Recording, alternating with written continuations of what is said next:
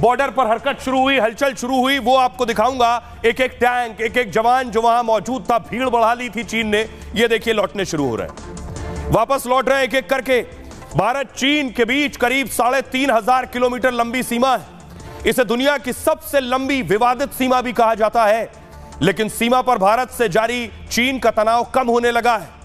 चीन के डिसएंगेजमेंट यानी सैनिकों की वापसी शुरू हो गई है और इसकी शुरुआत पूर्वी लद्दाख के दो विवादित बिंदु से, दो विवादित पॉइंट से हुई है। इसमें डेमचौक और देप्सांग में चीन ने अपने कई तंबू उखाड़ दिए। चीन ने अपने कई अस्थायी टेंट और निर्माण भी हटा दिया है। चीन की गाड़ियां और मिलिट्री उपकरण भी पीछे जा रहे हैं एलएसी से, मतलब एलएसी पर चीन विवाद छोड़कर पीछे हटने लगा है। दोनों विवादित पॉइंट से भारतीय सैनिक भी लौट रहे हैं। दोनों देशों को एलएसी से 12 अस्थायी स्ट्रक्चर, 12 टेंट हटाने। अब तक दोनों देशों ने 5 से ज्यादा टेंट और स्ट्रक्चर हटा दिए हैं। यानी विवादित जगह से चीन ने 40% तंबू निर्माण हटा लिया है।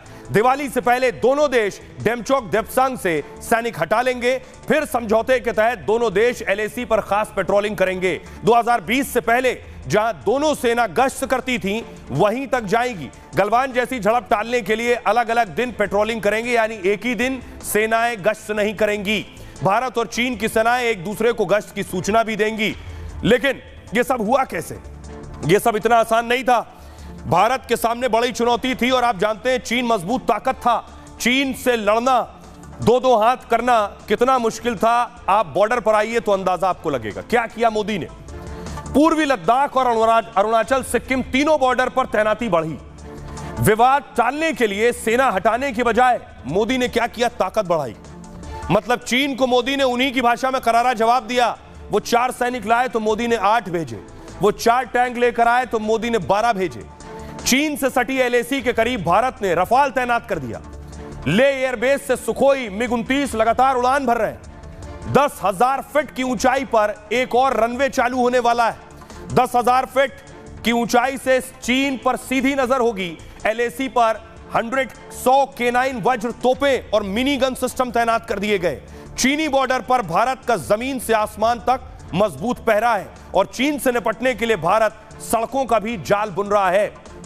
आपको बताऊं, चीन बॉर्डर के पास दर्जनों पक्की सड़कें बनाई गई हैं, 37 और बना रहा है। पक्की सड़क बनने से क्या होगा? सैन्य तैनाती, ऑपरेशन टैंक, बख्तरबंद गाड़ियां सड़क मार्ग से पहुंचेंगी। यानी भारत चीन से हर मोर्चे पर मुकाबले की तैयारी पर है। लेकिन कैसे? ड्रैगन पर सीधी नकेल कैसे रखी गई? गलवान के बाद चीन के खिलाफ कई कड़े कदम उठाए भारत ने। चीन के लिए सीधी उड़ानों पर पाबंदी लगा दी। चीन ने कई बार मांग की, भारत ने ध्यान नहीं दिया इस पर। चीन के लिए सख्त वीजा नियम लागू कर दिए भारत ने। चीनी इंजीनियर, टेक्नीशियन की आवाजाही पर रोक लगा दी गई।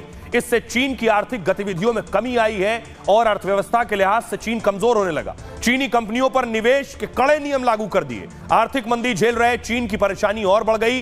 वो भारत से कारोबार के लिए बातचीत को राजी हो गया। इसके अलावा मोदी ने क्या किया? कूटनीति का जाल बुना। मोदी दुनिया के सबसे लोकप्रिय नेता है और अमेरिका, रूस दोनों से मोदी के अच्छे रिश्ते हैं। अरब देशों से भी भारत के अच्छे संबंध रहे हैं।